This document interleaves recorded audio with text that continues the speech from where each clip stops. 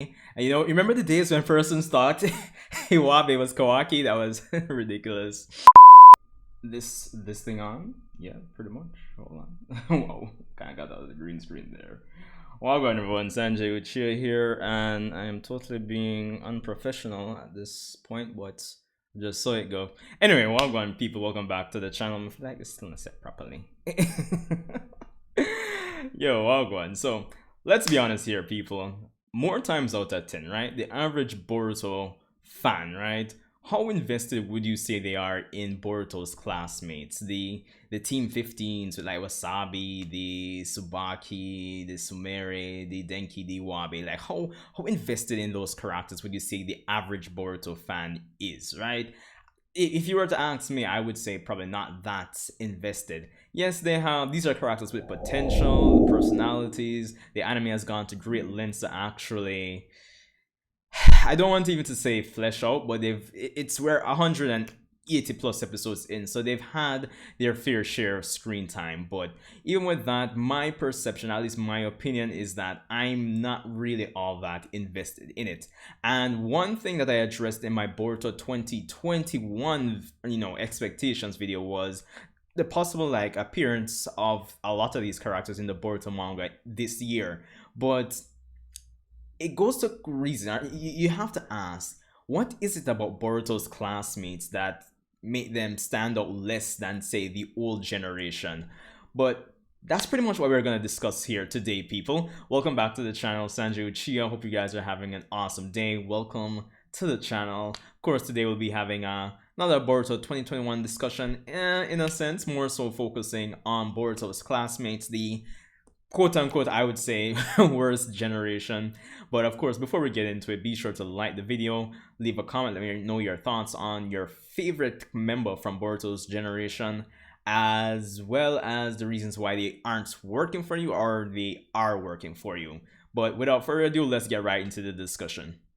So Boruto's classmates, right? As I said, and I heavily made it aware in my Boruto 2021 video for the little section that I spoke about them, I couldn't really care less what happens to them now.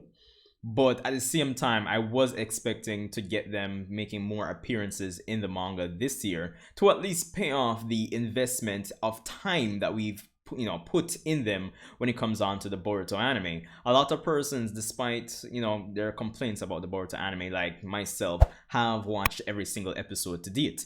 And at least, even though I'm not really that invested in these characters, I would still want to see some payoff in the an investment of time I made by making them part of the main story, the main conflict that's going on with the Boruto series. But as I said, the main question is, what is it about these characters that actually make them, I say, stand out less, make a lot of persons here that I feel in the West aren't really that interested in them? And honestly, the problem again lies with the Boruto anime as well. Apart from the usual, yes, it started too early, yada yada yada. I've said that a lot of times at this a lot of times at this point.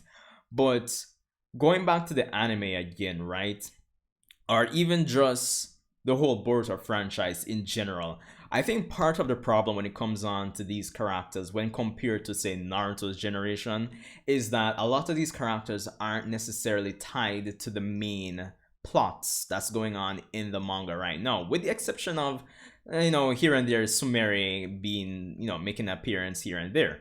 But for the most part, a lot of these characters aren't tied to the main the main narrative, which is the complete opposite of how it was for like Naruto's generation, which I think is a big factor in how persons view these characters. Yes, the anime has spent a good amount of time actually showcasing these characters, but personally I still couldn't. Even 180 plus episodes in is like, it's whatever.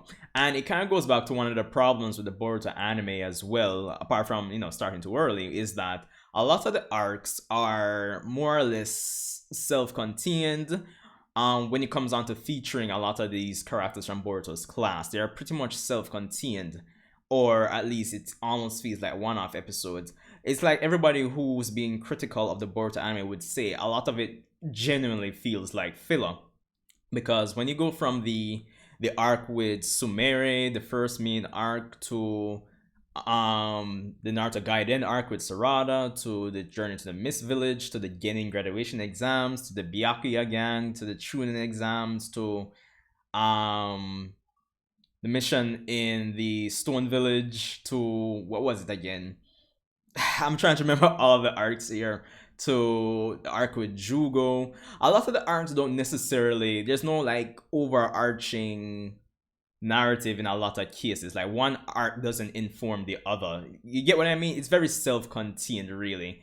So it's not like the stuff with the Mist Village really caused things to like really genuinely transition into the Genin graduation exams or anything like that. And it's that self-contained nature which has even affected Boruto's character, I feel, in the anime, has contributed to Boruto's generation of characters being a bit literally, in terms of how I feel about them. Now, the thing is, when it comes on to filler, right? Being self-contained, a lot of times when if the filler isn't, say, canon filler, which gives you like extra context for manga centric events, like how we've been getting for the last, say, 12 to 14 episodes. And even though the Boruto anime is supposed to be canon filler like how I think it should genuinely be, hasn't been that genuine canon filler until like these last 14 episodes, if you ask me. Yes, there have been some cases where some arcs have been, like for example, the Stone Village, that kind of ties back into Kara, but for the most part, the self-contained nature of a lot of the arcs in the anime has been reflected in the characters as well. And when it's genuinely, when it comes down to like filler in your anime, like filler in its purest sense, when it's an arc that has nothing to do with the main plot, once these arcs have these self-contained nature, which is similar to filler, it kind of reflects back in making these characters feel like, okay, we're having these self-contained stories. Some are alright, some are meh, some are, oh, well, this is, I can actually relate to this in terms of what this character is going through in this new generation where we're, pushing for the theme of technology. But at the end of the day, how does this relate back to the real story? And that's the problem, I think.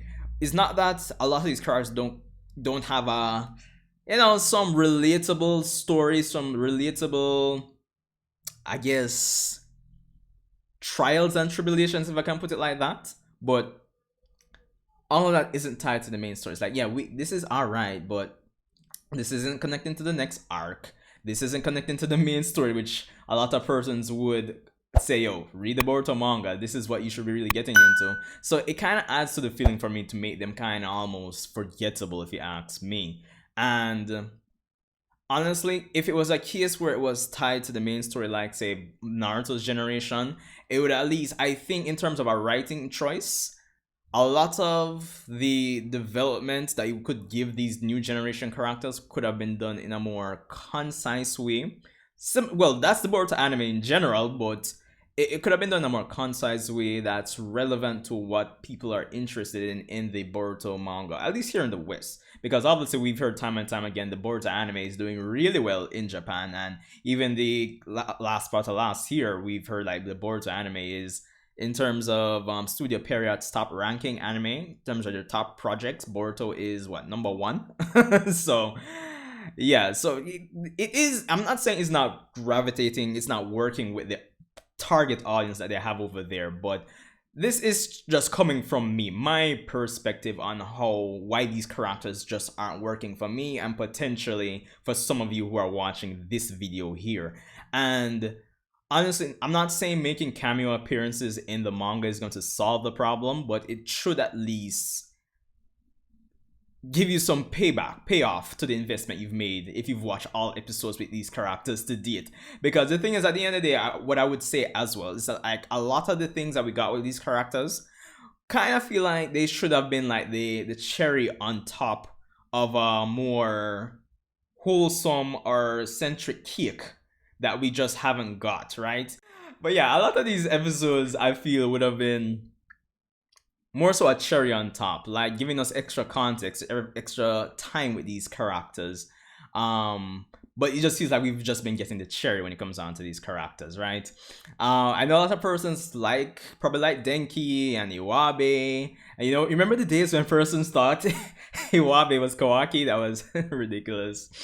But yeah, I mean, it's just, I think everything that I've outlined here is more or less a central reason why, like, if these characters don't work for you, because I can't say that's the case across the board for everybody, but if these characters just don't work for you, I think these are the central reasons why they wouldn't work for a person who's been watching the Boruto anime to date.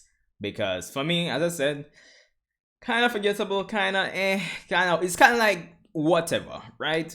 And are just alright at best. But in a competitive anime market right now, alright just isn't going to cut it, if I'm being honest. So that's the thing. So I'm not gonna sit here and say that they're bad characters or anything like that. They're alright, but alright is just not going to cut it when you have some other shows, other series, other anime where the character development and the character progression of these characters and the arcs that they're going through is so much better. Alright just isn't going to cut it, and I just think that's part of the problem why persons just haven't been gravitating towards these characters for the most part. So let me know your thoughts, right? Let me know if I've struck gold with my points in terms of these characters being, I guess, kind of forgettable, and as a result of not being tied to the main story that's going on in the manga now, the self-contained nature of the anime, which makes it feel like filler, being extended to the investments or the interest in these characters. If that's a factor as well, let me know what you think, if I've struck some solid points here with this little discussion. But of course, that's all I have for this one today, people. Let me know your expectations for Boruto 2021 as well, apart and aside from these characters. And just like the video if you did, subscribe. We're trying to hit 20,000 subscribers by the end of this year, hopefully. So yeah, well, respect for tuning in if you made it this far. Sanju, Chia, and this might go up before the Black Clover, but Black Clover time skip live reaction review. Speed Kingdom. See you in the next video, people.